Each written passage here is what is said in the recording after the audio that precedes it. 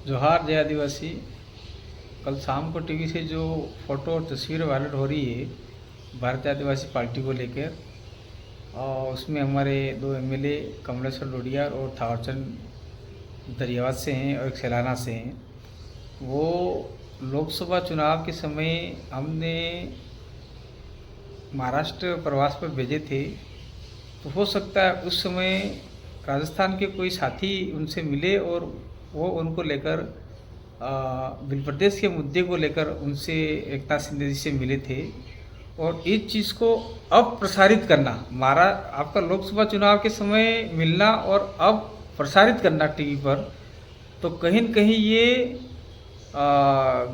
महाराष्ट्र का चुनाव और आपका जो झारखंड का चुनाव आ रहा है उसको प्रभावित करने के लिए ये फ़ोटो पब्लिश किए जा रहे हैं।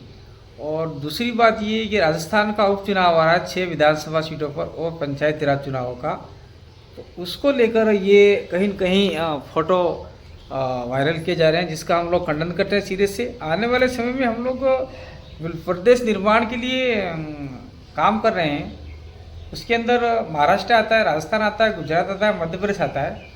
तो आने वाले समय में हम लोग सभी मुख्यमंत्रियों से मिलेंगे, हमारे एमएलए मिलेंगे, क्योंकि हमें बिल प्रदेश चाहिए। और बिल प्रदेश सिर्फ बोलने से नहीं होता है, वहाँ की राज्य की सरकारें जो प्रस्ताव बनाकर केंद्र को भेजता है और केंद्र इस चीज़ को आगे भेजता है तो राज्य का निर्माण होता है।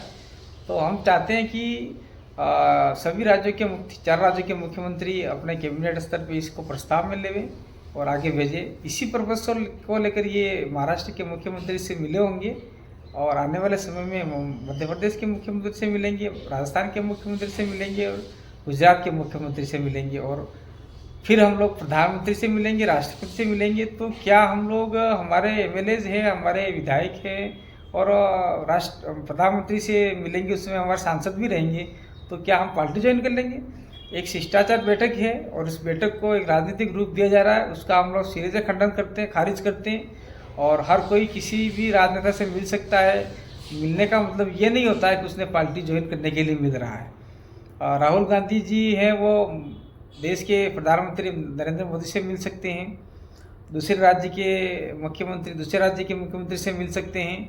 और ठीक उसी प्रकार से हमारे एमएलए एकनाथ शिंदे जी से मिले थे, वो बिल प्रदेश के बात को लेकर मिले थे।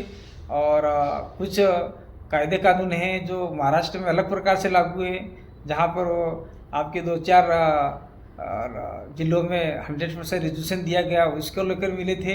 तो कुछ सीखने की बातें होती है, कुछ सिखाने की बातें होती है, उसको लेकर मिले थे। इसको आज एक राजनीतिक रूप दिया जा रहा है, उसको हम सिरे से खंडन करते हैं। और आने वाले समय में हम लोग और नेताओं से मिल सकते हैं।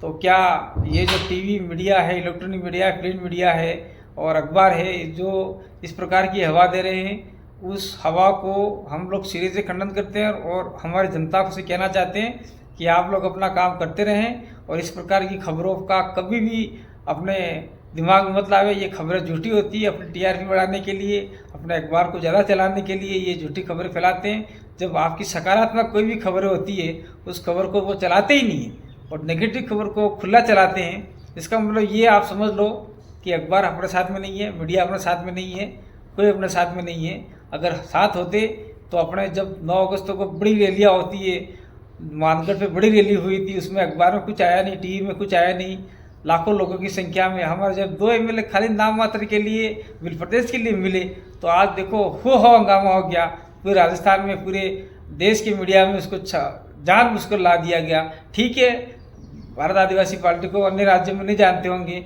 मैं धन्यवाद देता हूँ उस मीडिया और उस अखबार का, उस चैनलों का, जिन्होंने हमारे दोनों एमएलए का और पार्टी का नाम आगे बढ़ाया, रोशन किया। हमें फ्री में एक विज्ञापन देने का मौका मिल गया। इस प्रकार की हमारी खबरें और भी फैलाते रहे ताकि हमारी पार्टी का नाम आगे और बढ़ता रहे। बहुत बहुत धन्यवाद, आभार, जोहार, नमस्कार।